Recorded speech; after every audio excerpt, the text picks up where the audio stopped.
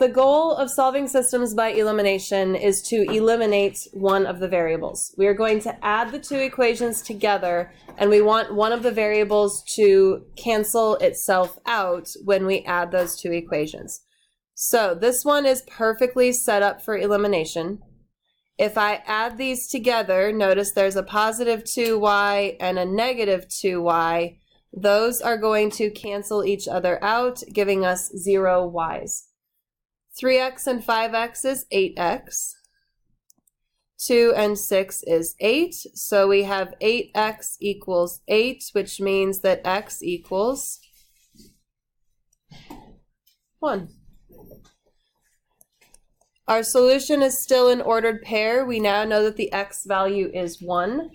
To figure out the y value, we need to plug it back into one of the equations. This is where you should be strategically lazy. Figure out which equation has the smallest number and the least negative, so it'll be the easiest to do. I'm going to pick this top equation. 3 times 1 is 3, plus 2y equals 2. We subtract 3 on both sides. 2y equals negative 1.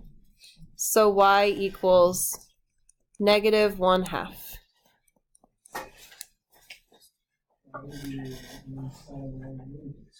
So in example 1, it was perfectly set up for elimination. In example 2, it's not quite so perfectly set up for elimination. If we added these straight down, nothing would eliminate. So we're going to have to multiply one or both of the equations to get them ready for elimination. Any idea what we should multiply and by what? The bottom equation times 3, so that we will have negative 3y and positive 3y. And these examples are a little bit misleading. On these examples, we are always eliminating the y. It is possible to eliminate the x. So if this had been negative 3x and x, we could multiply to eliminate the x. But we are going to multiply this entire bottom equation by 3. That will give us 9x plus 3y equals negative 15. The most common mistake that I see is people forgetting to multiply this last number by that 3, so they have negative 5 here instead of that negative 15.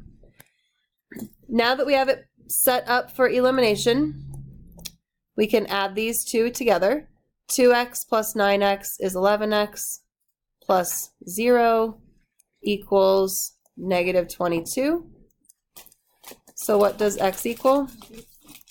Negative 2.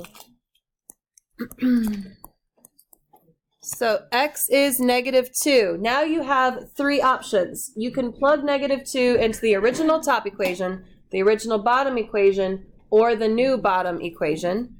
I would never multiply it by the new equation because that just is bigger numbers. I think I'm going to go for the original bottom equation. It just looks easier to me. If the top equation looks easier to you, by all means use the top equation. 3 times negative 2 plus y equals negative 5.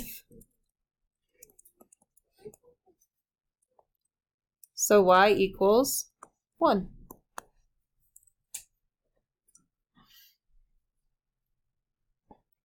In example 3, if we just added these two equations together, we would get a third equation that still had x and y. Nothing would eliminate.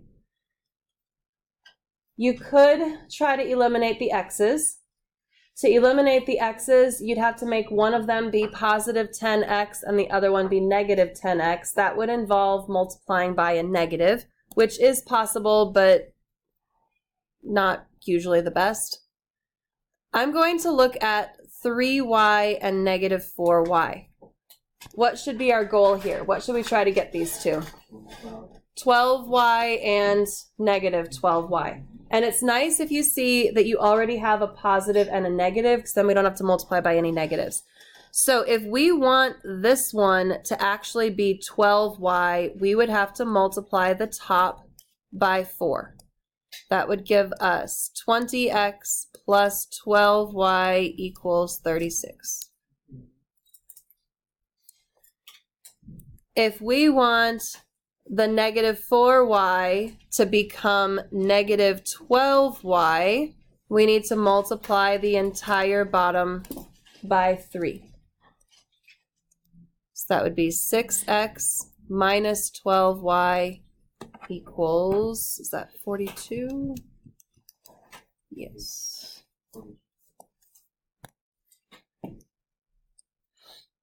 Now this is set up for elimination. You've got the positive 12y and the negative 12y. Those will eliminate. So we have 26x equals 78.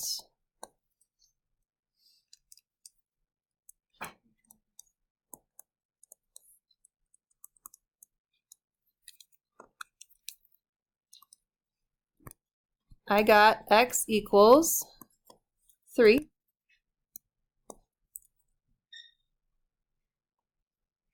And I do feel like I need to mention we've always found x first because we've eliminated the y's. If you needed to eliminate the x's instead, that's fine. Then you would find y first and then go back to figure out your x. All right. If I'm going to plug in x equals 3, we need to choose an equation to plug it into. I am going to choose 5x plus 3y equals 9. It's the only equation that's all positive, so I tend to gravitate towards all positive. 5 times 3 is 15.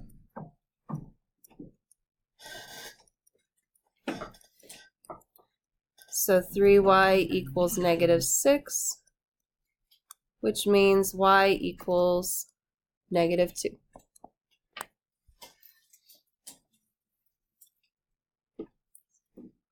Okay, here's your assignment.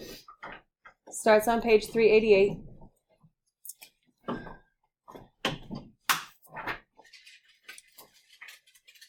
I guess I'll put this in the video.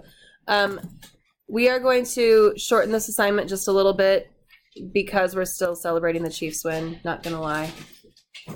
We can skip number 6. If you do really well on number 5 and 8, then I'm okay with you skipping number 6. And I will also let you skip number 15 and skip number 16. That brings it down to just 4 problems. Do 4 problems really, really well. Give me solid effort on 4 problems, and we'll call that good enough.